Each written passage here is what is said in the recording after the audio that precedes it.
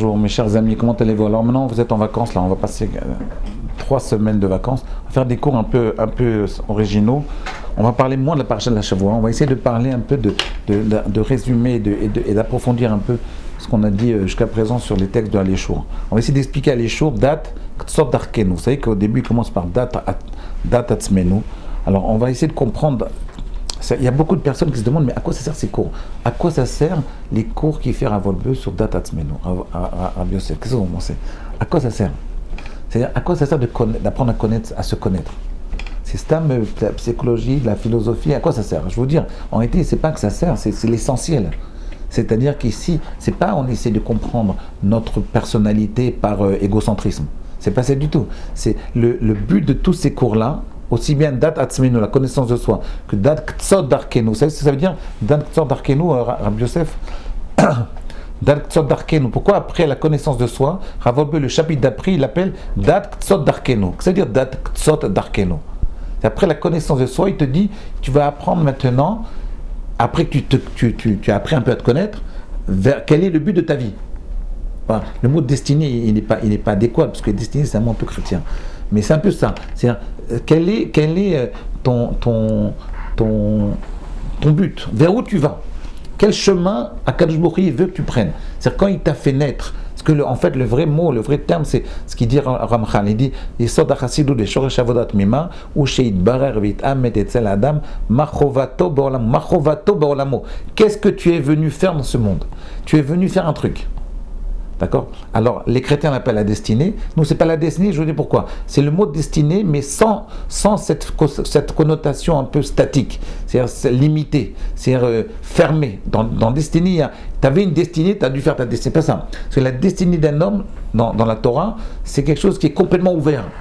Ta destinée, c'est d'avoir 10 élèves, mais tu peux en avoir 1000. Ta destinée, c'est peut-être d'enseigner ce genre de domaine-là, mais en fait, tu peux t'élargir à un domaine beaucoup plus gros. Il n'y a pas de limite dans la destinée. C'est ça la différence avec la connotation chrétienne, tu vois. Vous comprenez, Rabbi Yosef? Donc, ce que je veux dire par là, à quoi ça sert ces cours? Je veux dire à quoi ça sert. C'est très simple. C'est en réalité tous ces cours sur la pnimiyut, sur la création, c'est pourquoi il faut apprendre à se connaître, pas stam pour apprendre à se connaître. Pourquoi il faut savoir un peu vers quel chemin Akadosh Baruch Hu me destine, il me pousse un petit peu. C'est en réalité pour quelle raison on fait ça? C'est parce qu'en réalité, ça nous permet de créer un monde intérieur. Et ce qu'on appelle, c'est cette notion-là de Ani Kadosh. Ani Kadosh. Le moi Kadosh. Non, c'est quoi ce moi Kadosh? C'est quoi? À quoi ça sert? Écoutez bien, ça vous allez comprendre. C'est-à-dire que, parce que si on n'a pas ce monde intérieur, si on n'a pas créé en nous un monde intérieur, ça se crée. Personne n'a un monde intérieur naturellement. Naturellement, il n'y a pas de monde intérieur. Naturellement, on mange des cacahuètes et des pizzas. Et on déduit un peu la Torah, maximum. Mais il n'y a pas de monde intérieur. Le monde intérieur, c'est une création. On crée en nous notre personnalité.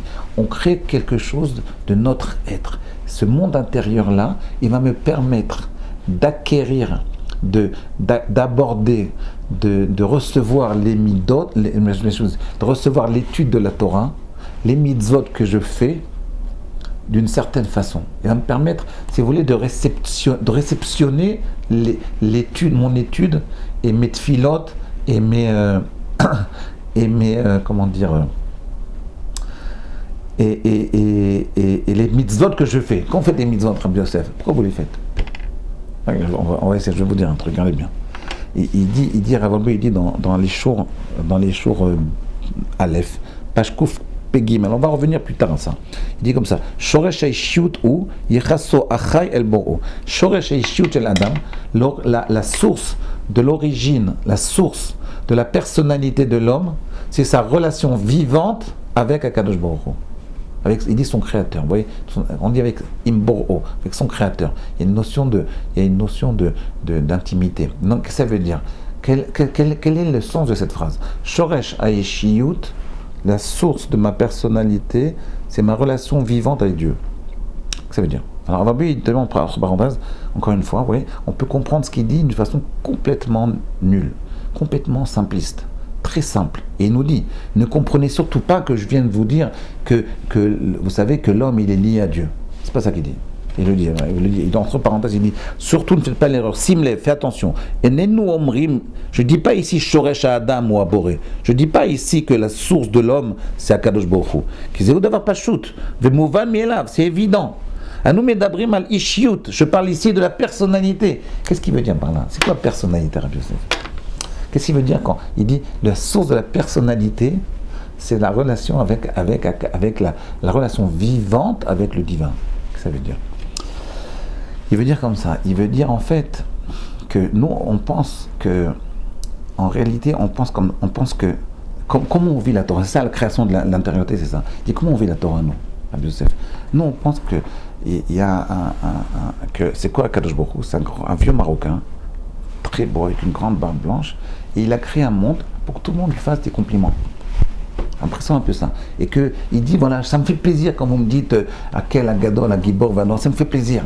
Et aussi, on pense aussi que ça me fait plaisir quand vous faites les mitzvot. Et quand vous étudiez ma chokhma, ça me fait encore plus plaisir. C'est évident, c'est pas ça. Oui. C'est évident. C'est comme si un Rosh Shiva, il ouvre une yeshiva pour que ses élèves, il l'adulent. C'est pas ça le truc. Si c'est ça, alors c'est un problème pour le Rosh Shiva. D'accord? Mais en réalité, qu'est-ce qu'il veut à Akadosh Baruch Hu? C'est vrai qu'Akadosh Baruch Hu, on peut faire Nachat 3 à Akadosh Baruch Hu. Mais Akadosh Baruch Hu, il n'a pas besoin de tête filote. Il n'a pas besoin, puisqu'il est parfait. Donc lui, il n'a pas besoin de tête filote. Il est même un peu loin de nous. Mais filote, ça ne lui rajoute rien du tout. Mais mitzvot, ça ne lui rajoute rien du tout. Qu'est-ce qu'il veut lui? Lui, ce qui lui fait nachat roar, ce qui lui fait plaisir à Akadosh Baruch Hu, c'est quand toi, ta personnalité, toi, ton être, il grandit.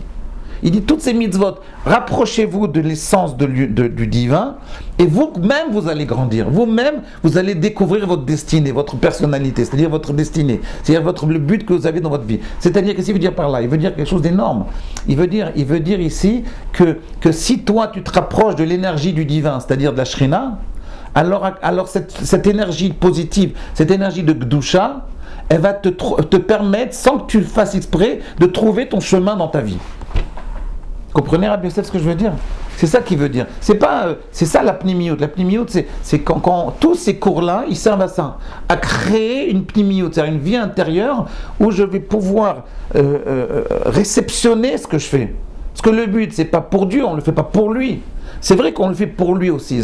C'est un peu délicat parce qu'on le fait pour lui. Mais quand on le fait pour lui, en fait, ça rejaillit sur nous. Mais pour que ça rejaillisse sur nous, il faut qu'on ait un monde, un clicky-boule, un réceptacle qui est notre personnalité, qui reçoive les actes que je fais, qui me permettent de progresser, de grandir. C'est ça, cette faculté de changement qui est en l'homme, elle dépend de cette faculté qu'il a de créer un monde intérieur. Ah, j'étais clair là. Si on ne comprend pas ça, c'est pas grave. Je veux dire, si vous ne comprenez pas ce que je viens de dire maintenant, c'est pas grave. Écoutez-le plusieurs fois, à la fin vous allez comprendre. C'est une question d'habitude. Ouais, c'est des notions, c'est comme la physique quantique. Au début on ne comprend pas, et puis après on finit par comprendre. C'est parce que c'est simple. Juste, il faut s'habituer à cette idée-là. On n'a pas pensé à ça. Nous, on faisait mitzvot de faire plaisir à Kadosh Baruch Hu. Mais il n'y a pas besoin de ça, lui.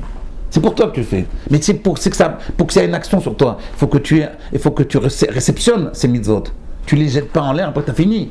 C'est notre problème. Nous, on pense, je fais du sport, pourquoi? Parce que c'est comme par exemple, je fais du sport. Pourquoi? Parce que je dois faire du sport, parce que Dieu il aime le sport. Mais non, parce que le sport, il te fait grandir tes muscles.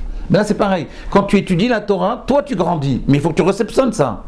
Quand tu pries, toi, tu grandis. Pourquoi? Parce que tu t'es approché de l'énergie du divin. Comprenez? Après, j'expliquerai que ça veut dire Shoresh Ishiyut. C'est un autre truc. Ok, à demain.